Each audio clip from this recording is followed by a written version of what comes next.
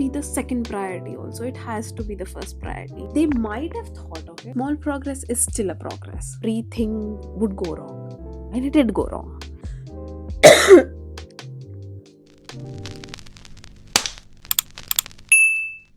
Hi guys, it's Arshi and welcome back. So today is going to be the last video of 2025. I guess this would be the last one. So I wanted to make it like things I'm leaving behind in 2025. It was a really hard year for me. I guess for a lot of people also, but there are things that were very hard for me to get accustomed to get along with. It was a very slow but a hard year, so there are things that I don't want to continue with in 2026. So these are the things I want to leave in this year, and I hope if any of these are the ones which you also face, then you also are able to leave them behind it this year and have a start fresh in the next year. I have made a few pointers on my laptop and I'll be reading through that, so get along. It would be a little long video. You can have water. So let's start with the things I'm leaving behind in 2025 and going into 2026, because I want all of us to do better, and I want to personally don't want to have the year I had this year. The first thing that I'm leaving behind in 2025 is rushing myself and not choosing sabr. I'll try to do things with a little less panicky mode, like a little less rushed, because I want that I do things with patience. I don't do things just get in the finicky moment of it. And I want to remind myself constantly that a slow progress is also a progress. Like, I don't want to be like seeing everybody else around me and seeing how they are doing things and they're so ahead in life ahead of me, because I want to remind myself constantly that their life path is different, my life path is different, their body is different, my body is different. So rushing myself into things only because other people are doing it would not make sense. So I don't want to be in that space, and I want to remind myself that I don't need instant results to make myself feel worthy, because that is not something which is going to stick in the long run. Even if slow progresses are made, but if they are constant, then it would be something which would make me feel better. So that would be the first. Second thing would be doubting what God can do for me. Like, if one thing goes wrong, I can't stop and tell that God is not with me. I can't be like, um nothing is happening good with me. We feel that in the moment, in the heat of the moment or anything, but we can't always think like that.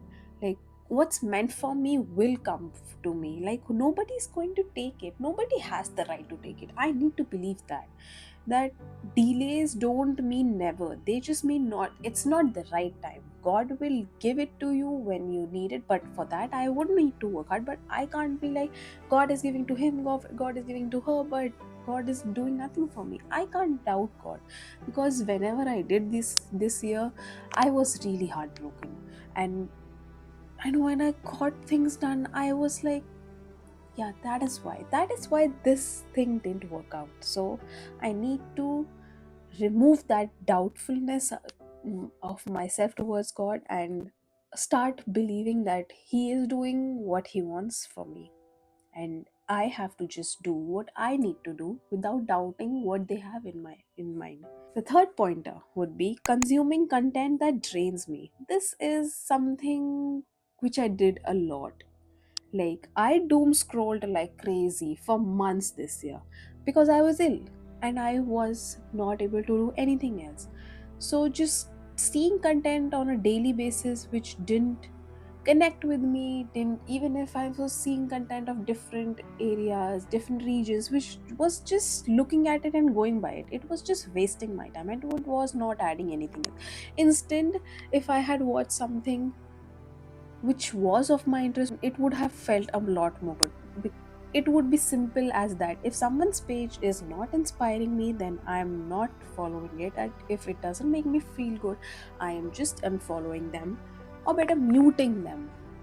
If they are known, but otherwise that I'm just unfollowing random pages I follow because I saw that it daily affects my mood. And I want a feed that I look at or maximum of my time to lift me up. So if you have a feed that, and if a content that comes in your feed that is not what you want to see, then just remove it. It's your life, they are not going to bother for a lot of time. So, and if you think that there's someone that you know but you can't unfollow, just mute it. You will feel a lot better. It's the best feature Instagram has, in my opinion. Like, you mute it, they don't get to know it, and you don't see their post. What else you want? So I am removing all the people and all the content that just drains me, and at the end I'm like, I just doom scroll and I feel bad about it, so better I just don't see it. Yeah? Number 4 would be entertaining toxic people. I'm choosing to let people in only who respect me and who appreciate me. I don't want people who are in my life for the just sake of it. I don't want to keep entertaining those people, because if I have a slight hint that they are jealous of me, or I feel I am jealous of them for something, then it's not working both ways. So just remove that. If it makes me anxious, then it's not for me. I just need to accept it. And also, consistency matters a lot than excuses. If people are just giving excuses to you about things that you know they did, or you are making excuses, even you are toxic to them, you feel, then just remove it. So we don't accept it that we are toxic, but we know that we are. Everyone is at some point in some situation a little bit toxic. If you feel that you are some, if you are toxic or they are toxic to you, just remove it. You don't need to be in their life, they in your life, because it's just not working. So just let them go and be in the new year without them. Fifth would be very important, which I didn't do this year. I tried to, but I wasn't able. Fifth would be ignoring my health. I ignored my health like crazy, and I got sick a lot. I don't remember straight 2 months where I wasn't sick for the whole year. So I can't read my body like it's the afterthought anymore. Couldn't all my life also, but this year I was like that it can't be the second priority also. It has to be the first priority. And I can't just work, or I can't just not take medicines, I can't just not take rest. When my body needs it, I need it. I got a leg injury this year. It took me at least 3.5 months to get it better, only because I refused, like I took rest, but I refused to give it proper rest for 1.5 month in the initial phase, which made it a lot worse. Then I had different sort of things going, but I need to take care of myself, because who else is responsible for it? Everyone has their own body, everyone wants to take care of their life. So I have to take care of my own body. And reminding myself at that time that laziness and rest is different. If I am giving rest to my body, it is not laziness. So it was very important at that time. And also, a little movement just changes how I feel. Like, I am ill still, but I went out today for lunch with my family, and I felt a little better. I am able to speak. I wasn't able to do anything for at least a month right now, because of which I felt horrible. But now I feel a little better. You might hear in my throat that it's not great, but I felt that I should record a video, so I am recording a video.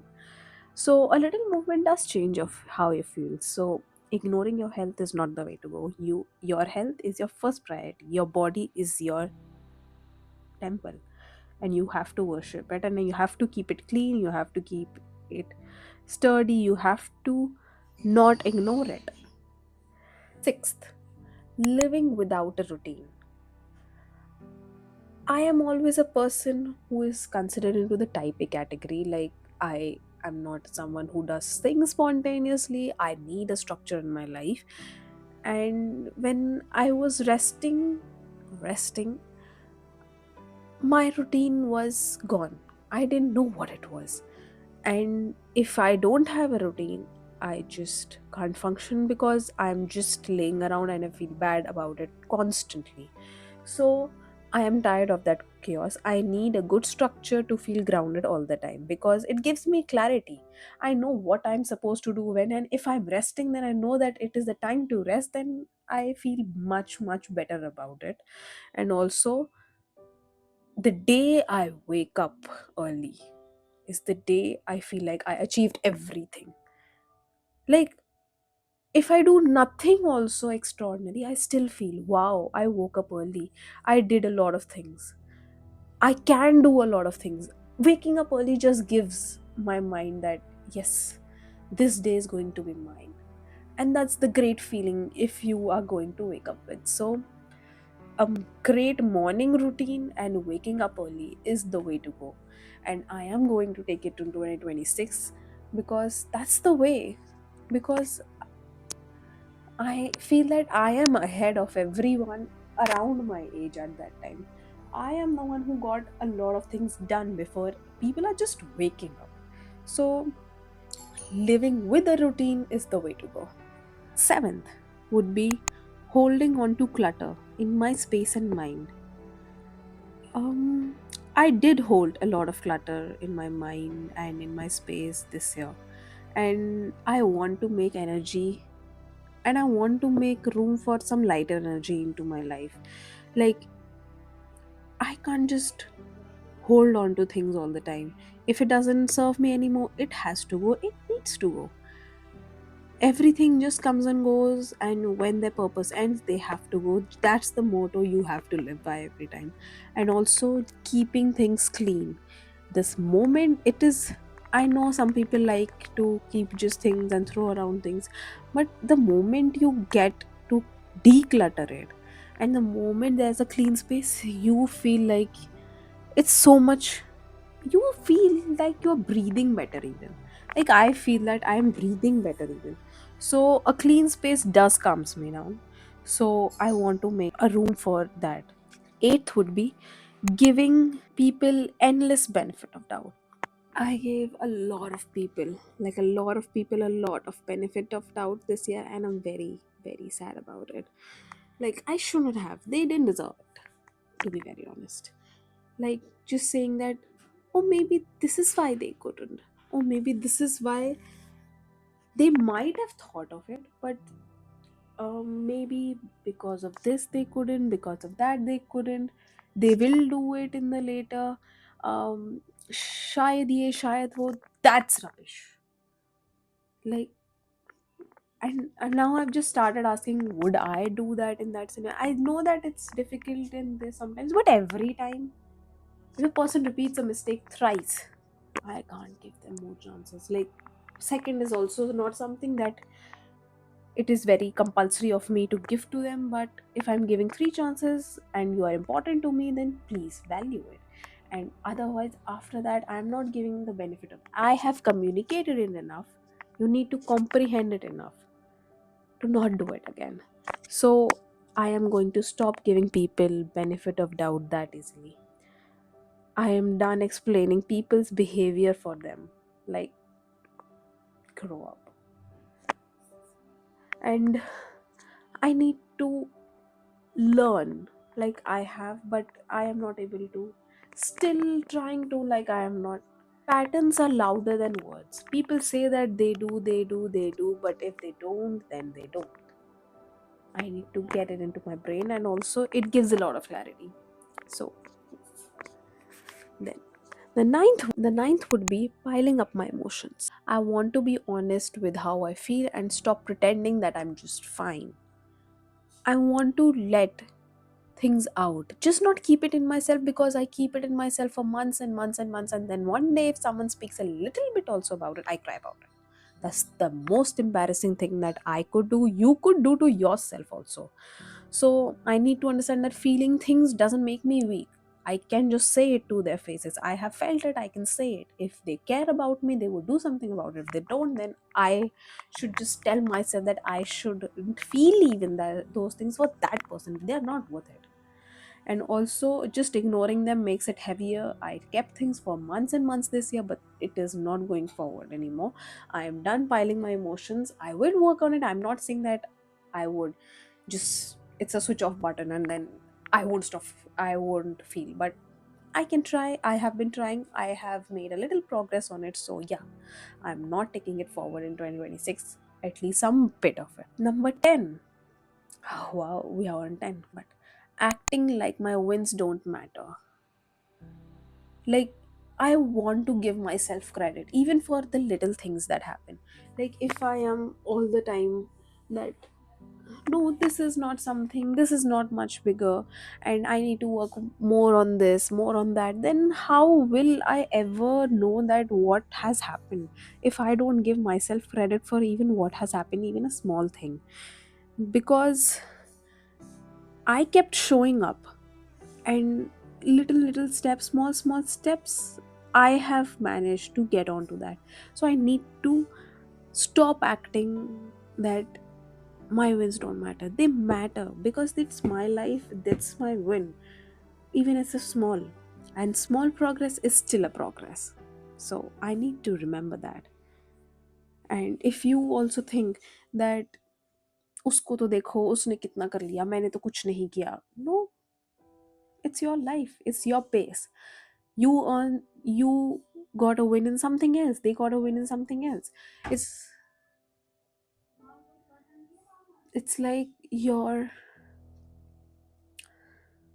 friend earns a lot, but you are not, but they are not mentally present all the time. But you don't earn that much like them, but you have presence of mind all the time. You are present everywhere. So I guess that is a win for me. Their win would be, I might be wrong, but in my thinking, their win is, oh my god, they are earning a lot of money. They might not be happy with it. They might be happy with it, but my win is that I am doing both the things simultaneously. I should be happy about it.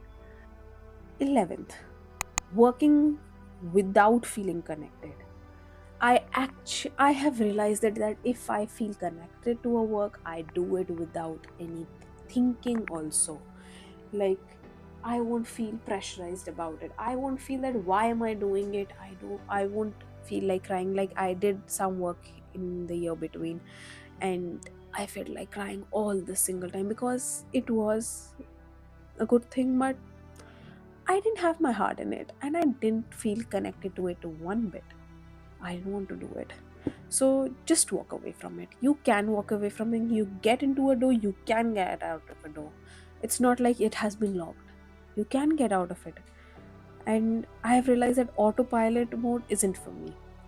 I am a Gemini and I get bored of things also easily. But if I'm doing something which excites me, then I will stick by it more. So yeah, passion does make you work harder also. 12th would be being scared to give chances. I'll stay soft, but not with boundaries. I would still give chances because that's the person who I am. I can't just stop and say that I am heartless now. I can't give any chances. No, I can't. But I'll still give chances. But losing myself in that process is not an option.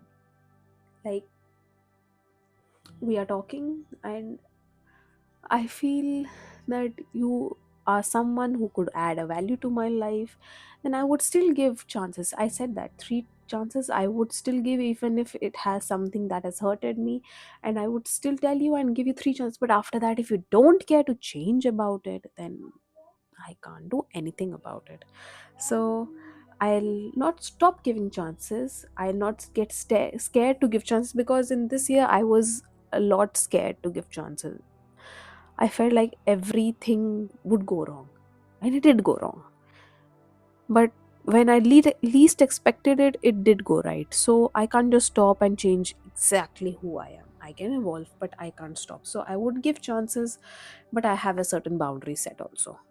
And the last would be, I last we have come to, comparing my timeline with others. Everyone has come into this world with a different timeline. With They are born on different dates, they are going to die at different dates. Everyone is not going to live exactly the same number of years, days, months, minutes, and everyone has a different life. Someone can achieve something at a young early age, sometimes some can earn something a very later. So I can't just keep comparing myself. That would just make me crazy. So I'm just trying to let go of the thought that I am late, because I'm not. I'm on the exact right path of my life and what God has chosen for me. So I'm just moving on my pace, and my journey is mine. It's no one else's. I am the one who is the driver of it, and I am the one who will decide its speed and when it is needed. The brakes are going to be given by God in the form of speed breakers. I'm the one who goes by it. So yeah, these are all my pointers I had written. These are the things I am going to try most definitely to leave in 2025 and start 2026, because I hope that this next year is the year. I won't say that it would be my year, because it would never be my year, but it would be the year which was better than the last year I had. Every year needs to be an upgradation of the last year. Like, you can't go into backward mode, you have to go forward. So I want 2026 to feel lighter, to feel calmer, and to feel more intentional. And I do things that genuinely excite me and leave things that made me question myself. So 2026 would be a year I do things intentionally and don't question myself. And all these things that I just talked about, I hope that I can leave them behind and set certain boundaries and have a pace in my life where things just flow by. And I certainly hope that the things that I mentioned are not the things that I have to deal with the next year also. I hope any one of you who is watching, if is still here and still watching, give you a tight big hug. But if any of these things were the things that happened with you, I hope you also leave them behind in this year, and we together move forward to the next year with new beginnings, actual new beginnings, and taking the things which were good with us for this year and move to the next year. So this would be it for this one, but let me know in the comments below, if you want to, that what things you are also leaving behind in 2025, and what is one thing that you want to take forward in 2026. I would also like to see that what all things people are leaving behind. So yeah, this would be it for this video. I hope you enjoyed it, and see you in 2026. Bye.